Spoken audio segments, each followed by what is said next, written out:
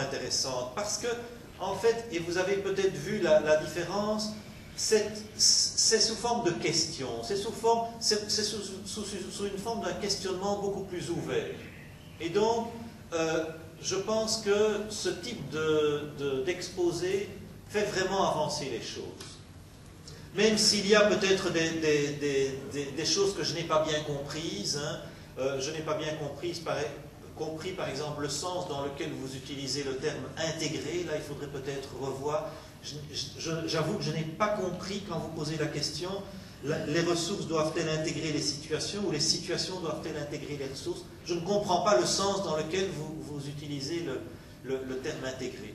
Je voudrais simplement énoncer 2-3 idées qui vont vous permettre peut-être de mieux clarifier votre questionnement. Tout d'abord, je suis tout à fait d'accord avec le fait qu'il y a un questionnement de nature épistémologique qui doit précéder un questionnement de type pédagogique et de type qui est lié à la pédagogie de l'intégration.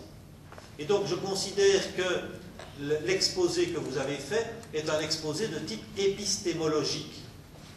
Ça c'est clair. Et donc on a besoin d'une réflexion épistémologique en mathématiques comme on a besoin d'une réflexion épistémologique dans n'importe quelle discipline. Cela dit, attention à ceci. C'est que le terme ressource n'est pas un concept qui relève du domaine épistémologique. Pour moi, le terme ressource relève du domaine pédagogique. Autrement dit, tout savoir n'est pas une ressource. Un savoir ne devient ressource que quand l'élève le mobilise pour résoudre des situations complexes. C'est à ce moment-là qu'il devient ressource. Et donc, à mon sens, chaque fois que vous avez utilisé le terme ressource dans votre exposé, vous devriez plutôt parler de savoir. Hein? Parce que vous avez parlé d'amener des savoirs, d'amener l'élève à s'approprier. Hein, vous avez parlé de la démarche de dévolution, amener l'élève à travers ce type de démarche à s'approprier des savoirs. Hein, il s'agit de savoir et pas de ressources. Quand vous dites que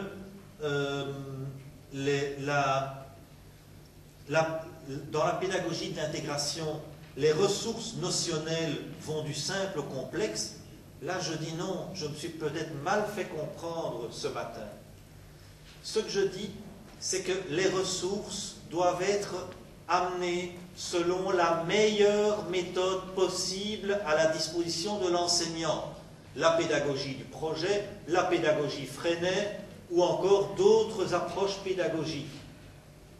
L'idéal pour moi pour amener des ressources, c'est de partir du complexe, aller vers le simple et revenir vers le complexe. Je n'ai jamais dit que l'apprentissage des ressources dans la pédagogie de l'intégration devait aller du simple au complexe. Pour moi, c'est en dernière extrémité, quand des enseignants n'ont pas de meilleure méthode pédagogique à leur disposition, qu'ils peuvent installer les ressources en allant du simple au complexe. Mais ce n'est pas ce que prône la pédagogie de l'intégration comme idéal de fonctionnement, si vous voulez. Je ne sais pas si je me fais comprendre.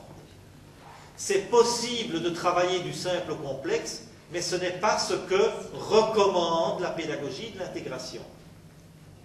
En tout cas, à terme. Voilà. Et donc, je ne peux qu'être d'accord avec vous quand vous dites, voilà, il y a d'abord un travail épistémologique à faire, mais ça c'est tout à fait clair. Et la pédagogie de l'intégration ne dispense pas de tout ce travail de type épistémologique, et notamment en mathématiques. C'est-à-dire le travail qui amène à se poser la question comment les notions en mathématiques se construisent-elles? Alors que la pédagogie de l'intégration répond à la question pourquoi étudie-t-on ces notions en mathématiques et en quoi ces notions et comment amener l'élève à réinvestir ces notions dans des situations complexes. Donc vous voyez que ce sont des questions qui sont tout à fait complémentaires, mais qui viennent à des moments différents. Voilà, je vous remercie, je vous félicite. Je suis désolé de ne pas pouvoir parler de toutes les exposés, notamment celui qui a été fait en arabe, j'aurais souhaité qu'il soit fait en français. J'ai quelques bribes que j'ai saisies et que j'ai bien appréciées, mais bon, j'ai aussi regretté pour le premier exposé de notre ami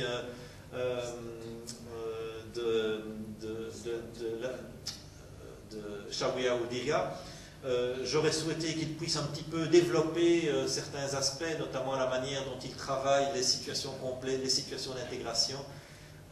Mais voilà, ça me met l'eau à la bouche et je serais curieux de découvrir tous ces prolongements et je vous encourage à continuer avec ce foisonnement d'idées, mais je vous engage aussi à essayer, quand vous avez des idées comme ça, quand vous construisez des critiques, etc., faites-les lire à l'un, à l'autre, etc., pour enrichir ces critiques, pour les rendre plus consistantes. Hein. Tout le monde va y gagner, je pense. Merci et félicitations.